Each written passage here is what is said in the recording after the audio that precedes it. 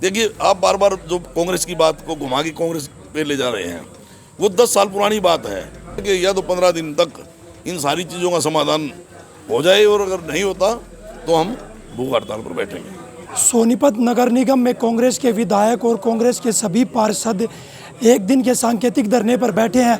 उनसे जानते हैं कि क्या कारण है, किन कारणों से आज धरने पर बैठे हैं, क्या कारण है। और साहब, एक दिन का सांकेतिक धरना आप दे रहे हो। देखिए, दो बातें हैं। एक तो जो आज का सांकेतिक धरना है, वो सिर्फ हम ये बताना चाहते हैं कि जो जिस बात के लिए धरना है, अगर ये कार्य 15 दिन तक इन्होंने ठीक से नहीं किए तो 15 दिन बाद हम सभी, मैं भी और हमारे मेयर साहब, सीनियर डिप्टी मेयर साहब और डिप्टी मेयर साहब और सभी पार्षदगण, हम भूख हड़ताल पर बैठेंगे। आज सोनीपत के हालात आपने देखे होंगे कि इन 3-3.5 साल में जितना हालात सोनीपत के ख़राब किए हैं इस कॉरपोरेशन की वजह से हुए हैं। आज हमारा पूरा सोनीपत एक तरह से कूड़े का ढेर बन चुका है। आप किसी भी रोड पे जाओ, सड़क पे जाओ, किसी चौराहे पे जाओ, किसी गली में जाओ, जगह जगह कूड़े के ढेर पड़े हैं। और जिस कंपनी को इन्होंने ठेका दिया है, हमने कई बार कहा है कि इसका टेंडर कैंसिल कर दिया जाए, इसको ब्लैक लिस्ट किया जाए और नया टेंडर कर दें, क्योंकि पूरा का पूरा शहर इस तरीके से भुगत रहा है कि हर जगह आप जिस भी सड़क पे जाओगे तो आपने देखा होगा कि कूड़े के ढेर हैं और वहाँ गायें जो बेसहारा पशु हैं वो वहाँ खड़े हैं।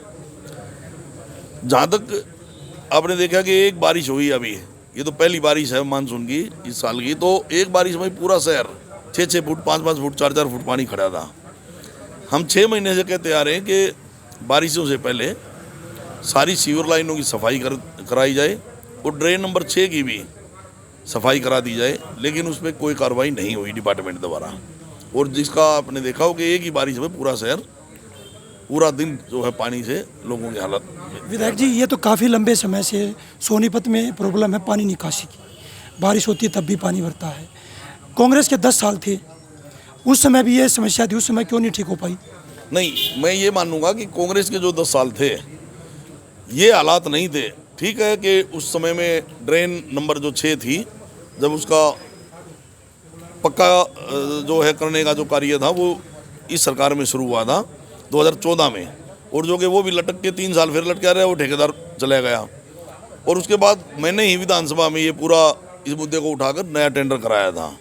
उस एजेंसी का भी ये कहना है कि मुझे प्रशासन द्वारा, यहाँ के अधिकारियों द्वारा काम की चाल नहीं दी गई, जो कि मैं आगे वो काम टाइम पे कर सकता था, और वो भी मुझे लगता है कि काम छोड़ के चला गया। कांग्रेस के 10 साल थे, उनमें जब बरसात होती थी शहर पानी से लबालब भरा होता था। वही हालात आज हैं सोनीपत के। देखिए, आप बार बार जो कांग्रेस की बात को घुमा के कांग्रेस पे ले जा रहे हैं, वो 10 साल पुरानी बात है। मैं आपकी बात ये भी कहता हूँ कि उस समय में मान लो कम काम हुआ होगा सफाई का, लेकिन आज तो 9 साल में तो कुछ हुआ ही नहीं। आज पूरे 9 साल हो गए हैं यहाँ भाजपा की सरकार बने, तो इन 9 साल में, जबकि पिछले 5 साल तो भाजपा की यहाँ विधायिका भी थी और वो कैबिनेट मिनिस्टर थी, और यहाँ तक कि वो अर्बन लोकल बॉडी की कैबिनेट मंत्री थी जब ये शहर के ये हालात हैं। और अब 3.5-4 साल ये हो गए इस सरकार को दोबारा बने हुए, जो दूसरा टर्म है उसमें भी हालात यही है। कहीं ये तो नहीं कि कांग्रेस के विधायक हैं, सरकार काम नहीं करवाना चाहती, कि कांग्रेस के विधायक यहाँ से चुनकर भेज दिया जनता ने, उसका भुगतान जनता भुगत रही हो? देखिए, लेकिन क्यों भुगतना पड़े जनता को? आज सरकार तो बीजेपी के विधायक चुने जाते हैं कि सरकार बने, सरकार बीजेपी की बन चुकी है, तो आज बीजेपी की सरकार में भी अगर हालात ये हैं तो इसका मतलब ये नाकामी बीजेपी की है। विधायक का कोई कसूर नहीं है, ना किसी पार्षदों का, ना मेयर का। हम अपना काम अपनी ईमानदारी से कर रहे हैं, और आप हमने इनको ये चेतावनी दी है। आज बड़े हमने शांतिपूर्वक जो धरना दिया है कि इन सारी चीज़ों में सुधार कर दिया जाए, और अगर नहीं होता तो हम ठीक 15 दिन बाद भूख हड़ताल पर बैठेंगे। अधिकारियों से मिले हो इसको लेकर आप? निगम कमिश्नर से, आला अधिकारियों से, जो निगम के मंत्री हो भी कई बार सोनीपत में मीटिंग करने आए हैं, उसके बाद भी समस्या समाधान नहीं हो पा रहा। देखिए, हम लगातार मिलते रहते हैं अधिकारियों से, मैं भी मिला हूँ, हमारे सभी पार्षदगण और सभी हमारे मेयर साहब भी, डिप्टी मेयर साहब, सीनियर डिप्टी मेयर साहब, सब मिलते रहते हैं लगातार, क्योंकि सबको ये सब चुने हुए प्रतिनिधि हैं, सबको जवाबदेही है जनता के।